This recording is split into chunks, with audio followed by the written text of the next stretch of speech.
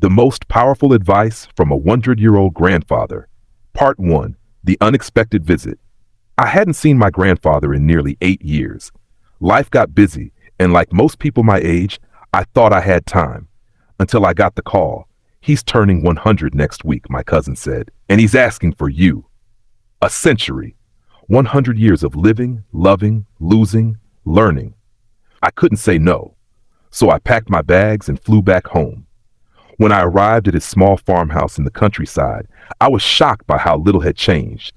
The same squeaky wooden floor, the familiar smell of old books and fresh bread, and the clock on the wall that had stopped ticking somewhere around 1992. And there he was, sitting on his porch in the same rocking chair I remembered as a kid. His back was bent, his hands thin and wrinkled, but his eyes were sharp as ever. "You came," he smiled. I nodded. "I heard you were asking for me." "I was," he said. "I have something for you. A gift, but not the kind you can hold. Sit down, boy." So I sat just like I used to when I was 10, and he used to tell me stories about his youth. He looked at the fields before us, the wind swaying the tall grass like waves on a sea. "You know," he said, "a man lives 2 lives. The second one starts when he realizes he only has one." I didn't speak. I knew he was about to say something important. "For years I chased things," he said. "Money, pride, being right, proving myself. I thought those were the things that made life meaningful." He paused, then looked at me. "They weren't." I waited. "I've buried friends, your grandmother, even one of my children," he said softly. "I've seen war, peace, heartbreak, and joy, but in the end it always comes back to 5 things. "5 things?" I asked. He nodded. "The 5 lessons I want to leave behind. My real inheritance to you." He leaned forward. "I'll tell you one now," he said. "Just one. If you remember it, it'll carry you through every season of life." He looked straight into my soul. "Choose people, not pride." I blinked. He continued. "Do you know how many people I lost because I wanted to be right? How many apologies I never said because my ego was louder than my heart?" He shook his head slowly. "I stood at funerals of people I loved, whispering I'm sorry to a casket. Don't do that." I felt a lump form in my throat. "People won't always be perfect," he said, "but they're more important than your pride. Don't wait until they're gone to realize that." The sun began to dip into the horizon, casting golden light across his face. "Tomorrow," he said, "I'll tell you the second lesson." I nodded, my heart already full. I had no idea this visit would change my life forever. The next morning, I found him in the garden, carefully watering a line of tomato plants like they were treasures. At 100 years old, he still moved slowly but deliberately, every step filled with presence. "You ready for the second one?" he asked, without even turning. I nodded. He motioned to a bench shaded by an old tree, and we sat. The air smelled of earth and wildflowers. "This one," he said, "cost me nearly half my life to understand." He looked into the distance again, the way only someone with a century of memories behind them can. "Do the thing you fear." He let the words hang for a moment. "You want to know the biggest lie people believe? That safety equals happiness. That avoiding pain, avoiding fear is how you survive." I raised an eyebrow. He smiled gently. "No, boy. Avoiding fear kills more dreams than failure ever will." He reached into his pocket, pulled out a faded photograph, a young man in uniform standing in front of a train station. It was him, decades ago. "I wanted to become a writer," he said. "Not many people know that.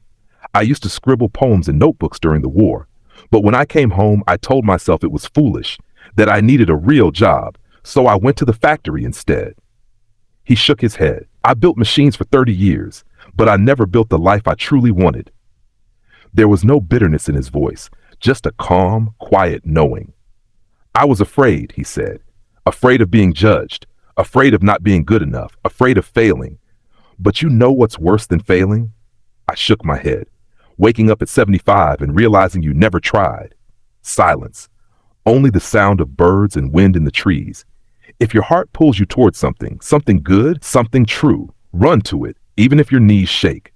Fear is a compass. It points to the place you grow. I felt like the world had slowed down, like everything around me went quiet so I could hear every word more clearly. "I don't regret failing," he added. "I regret not starting." He leaned back, resting his hands on his lap. "So whatever it is, start it. Say it. Do it. Don't wait for the fear to disappear. It never does. You just learn to move anyway. We sat in silence for a long time after that. Later that evening, I couldn't stop thinking about all the times I'd played it safe, the conversations I didn't have, the dreams I'd shelved for later. But later doesn't always come. And somehow I knew he still had more to say. The next day, rain fell softly over the countryside. Thin streaks tapped on the porch roof as I joined him once more, wrapped in a blanket, a mug of warm tea in hand. He was already there, rocking slowly, eyes closed like he was listening to the rhythm of the rain. I was hoping you'd come, he said without opening his eyes. I wouldn't miss it, I replied. He smiled. 3 more, he said. 3 final lessons, each one simpler than the last, but not easier. I leaned in, ready. He took a slow breath, then spoke. Make peace with your past, or it will poison your present. He opened his eyes and looked at me. I carried anger for years, he said, toward people who hurt me, toward myself for things I did or didn't do.